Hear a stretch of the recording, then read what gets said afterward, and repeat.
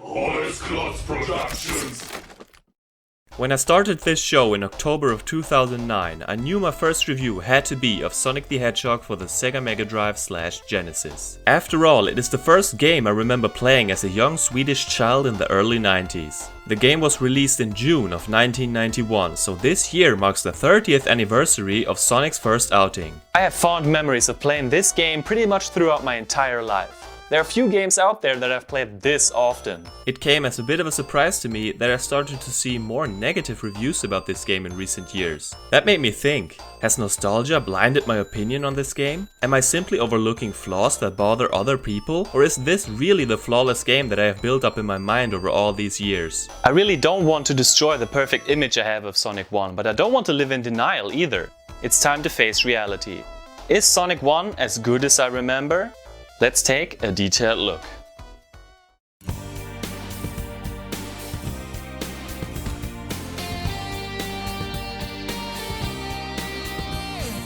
GFrom, the gamer, the legend, he's come to show you the way in this world of games. GFrom reviews. There's no need to go over the origins of this game since we've all heard it a million times by now.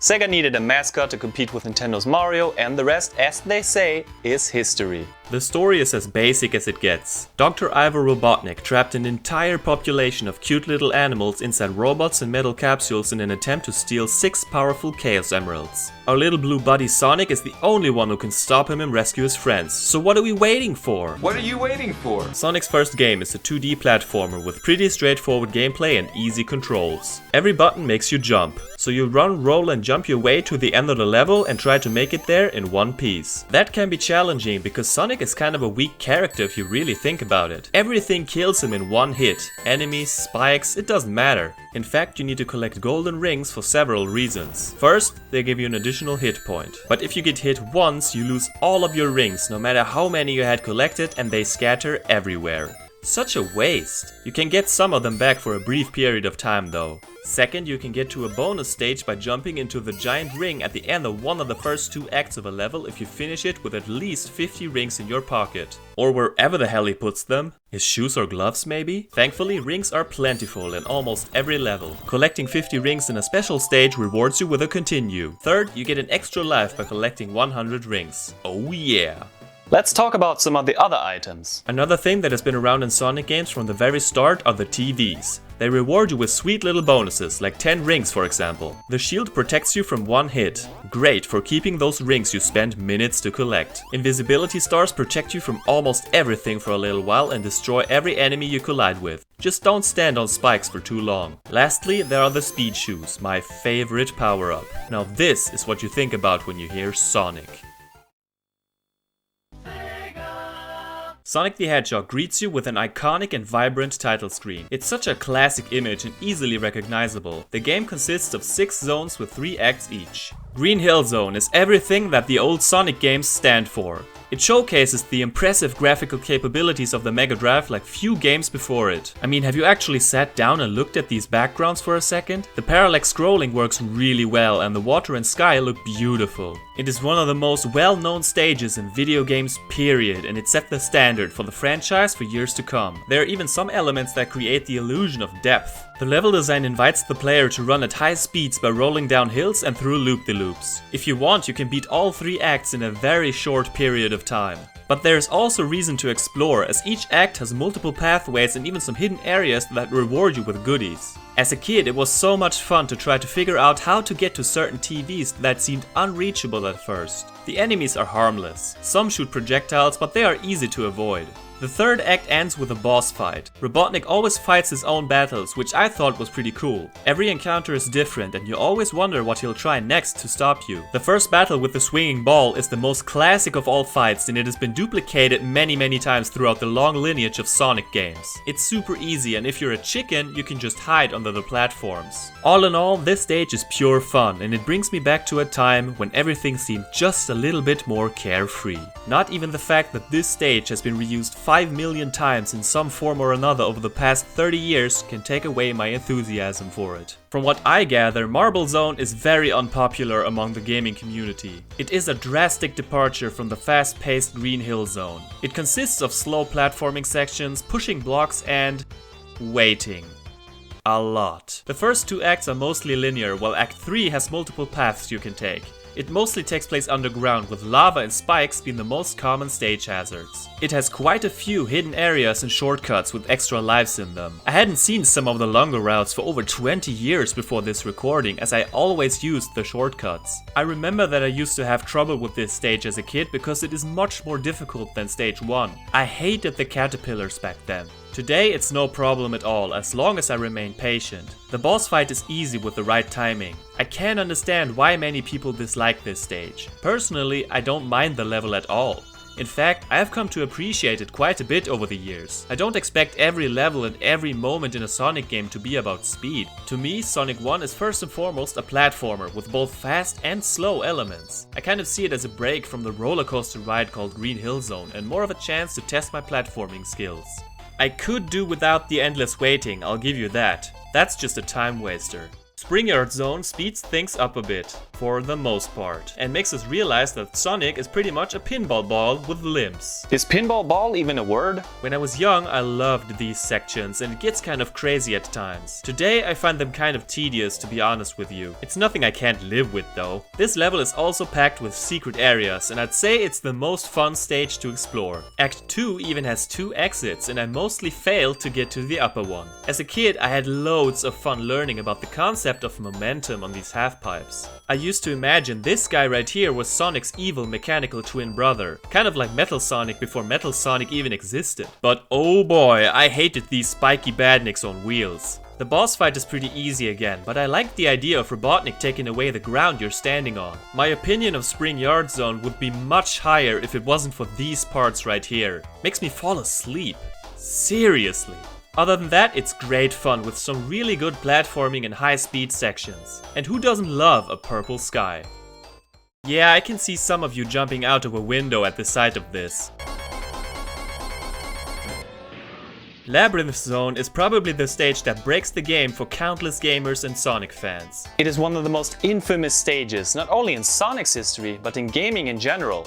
I can totally understand why. This is a zone that takes place mostly underwater. Of course, this slows down the gameplay significantly. Speed is nowhere to be found here, and there are annoying stage hazards around every corner.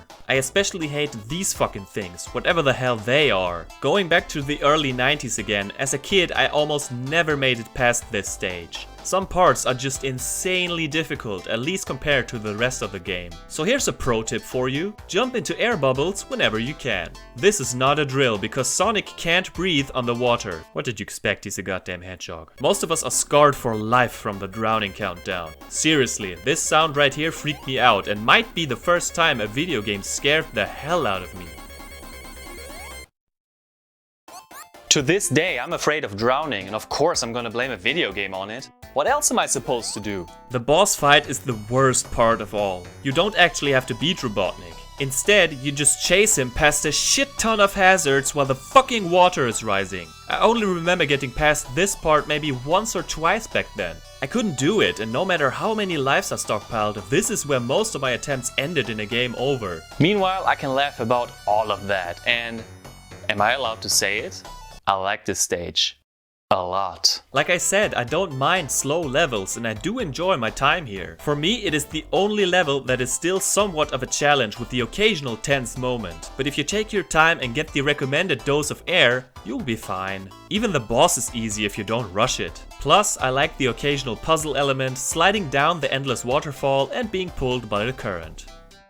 Starlight Zone is my favorite stage in the whole game. After a challenging trip through what some consider to be Satan's pool house, this feels like a breath of fresh air. Because I only got to see this stage a few times as a kid, it holds a special place in my heart. Even today, I just enjoy the hell out of it. It is by far the fastest stage with tons of loops and springs. In contrast, the music and visuals send calm vibes, making this feel like a much needed break from drowning traumas. Again, there are multiple paths you can take, with the lower ones being more heavy on slower platforming, while the upper paths provide you with high-speed sections. The only thing I don't like are the bombs. You cannot destroy them and will most likely take some hits from the explosions. The boss fight is quite fun and you can either use his own weapons against him or use them to catapult yourself in the air. After Green Hill Zone, this is the most straightforward stage where much enjoyment can be found. We're getting closer to the end of the game. Scrap Brain Zone is unique because every act looks completely different. The first act is my favorite, it looks so badass. It's also quite huge and there are 3 different routes you can take in the beginning. It is full of dangerous stage hazards such as electricity, fire and pink teddy bears throwing balls at you? We're all doomed! It's another slow stage, but I absolutely love it. Not only is it challenging, but offers more variety than most other stages. Act 2 changes the tone from dark red to green and ramps up the difficulty even more. This part right here is quite fun, even if it takes a while to figure it out. It also starts with 2 different paths you can take. It ends with Dr. Robotnik being a total dick and dropping me into another water stage. The ultimate punishment. Yep, Act 3 is pretty much Labyrinth Zone, Purple Edition. If you use a shortcut, you can beat the act within 40 seconds. I guess I could have done without another water level, but since it's so short, I don't really mind. In my opinion, Scrap Brain Zone as a whole is seriously kicking ass. It's a worthy final level with pleasing visuals and challenging gameplay. It doesn't have a boss battle though. But after the third act, we get the Final Zone. We're basically back in Scrap Brain Zone Act 2 and now it's time to finish Robotnik for good. Until he comes back in more sequels and spin-offs than the human race is capable of counting. If it wasn't for the music, you would never guess this to be the final boss fight. It is a slow battle in which you have to guess where the Doctor appears and hit him in time. Then you have to dodge the electricity, which seems kind of pointless. I still enjoy it, but I would lie if I didn't say it's a bit anticlimactic. At the end you can either give Robotnik a final smack in the face or let him escape. It doesn't affect which of the 2 endings you get. But what does? We haven't talked about the special stages yet. These are controversial to say the least. I guess most people hate them, some people love them, and I am somewhere in between. Your goal is to get to the Chaos Emerald, but that's easier said than done. The stage is constantly spinning, you bounce all over the place and lose if you hit goal. The R is the most annoying thing because it reverses the direction of the stage's rotation. I usually don't mind the linear bonus stages, but 2 of them are more open and especially the third one is just a pain in the ass every single time. And I gotta be honest, I don't get all 6 Chaos Emeralds on every playthrough. I consider myself to be pretty good at this game, but the special stages are not included in that statement. Getting all of them rewards you with a different and more happy ending, with Robotnik being slightly annoyed. The sound effects are classic and burned into my mind for all eternity. Some of them have been present in many of the future Sonic games in some form or another. Examples are... The real star, however, is the soundtrack. For me, all songs are classic, but some are better than others. Marble Zone isn't the most exciting track, but it fits pretty well to the gameplay and I quite like it. The same goes for Labyrinth Zone. It's kind of a weird track, but I have a soft spot for it. If there's one track I genuinely don't care about, it's the special stage. Kinda makes me sleepy. Springyard Zone is a fun track with a groovy bassline. Green Hill Zone is the Sonic tune, and for good reason. It just puts you in a good mood and has a catchy melody. We've all heard it so many times, it's easy to forget just how great it really is. The title track and Invincibility music is probably as much of a classic as Green Hill Zone. The boss music is my favorite boss theme of the 16-bit Sonic era, not counting the final bosses. It kicks a lot more ass than Robotnik, that's for sure. Man, the music is so great. I even made a top 5 video back in 2011. Shameless plug for a 10-year-old video. So let's make another quick top 3. Number 3. One of my favorite pieces of Mega Drive music out there. It really sets the mood for the final level.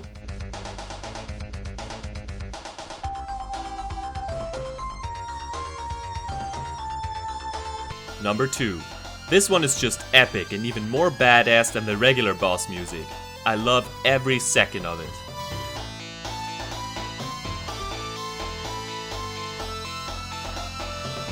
Number 1. This has been my favorite track of the game ever since I heard it the first time. It has a nice calming melody and it beckons you into its dreamy ethereal world. I even uploaded a video of myself playing this on piano many years ago. Hey, at least I tried.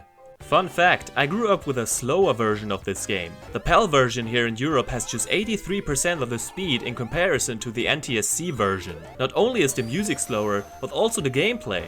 What the heck? I grew up with a slower version? Wow, and I thought that was fast. If you would have given me the faster version as a kid, I would probably have freaked out. So now that I have played this game again multiple times, has my opinion on it changed in any way? Well, let me say this. I do understand the common criticisms. Most or at least many people expect Sonic games to be all about speed. I'd say more than half of this game is not about speed at all. I know it was marketed as this super fast game with the fastest character ever, but Sonic the Hedgehog is above all a platformer. I understand why you'd get thrown off by zones like Marble and Labyrinth, but I've always kind of accepted the game for what it is. Sure, these 2 stages can be a drag even for me, but the reward is that I get to play Starlight Zone. Totally worth it. If you don't want to play these stages, use the level code. Up, down, left, right, hold A and then start. That's a code I discovered on the back of Sonic candy back then.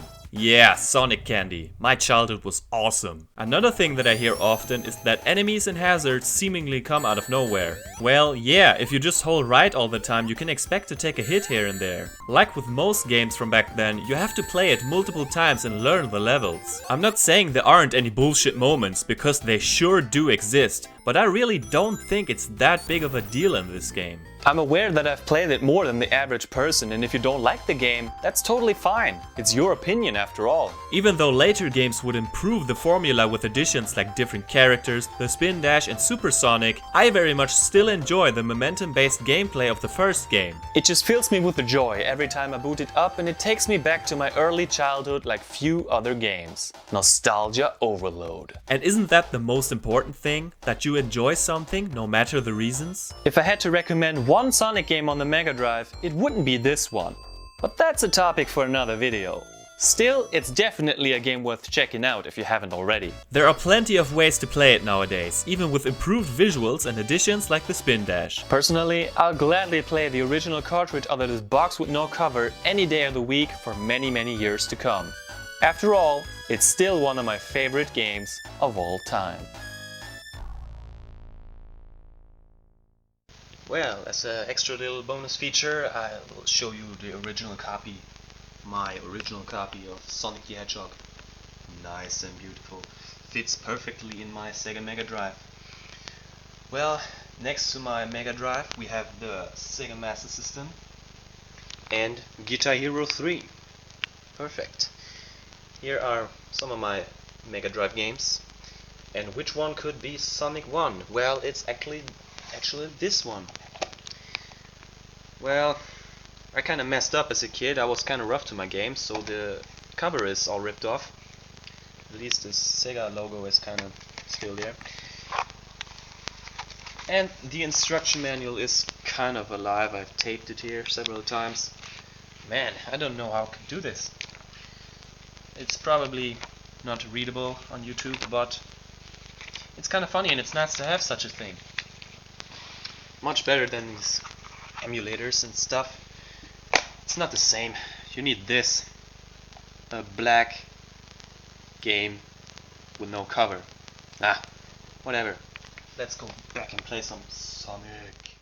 Hey everyone, this is GFrom. Thank you so much for watching my video. Feel free to rate, comment, subscribe and follow me on social media. I'll see you later. Have a nice day.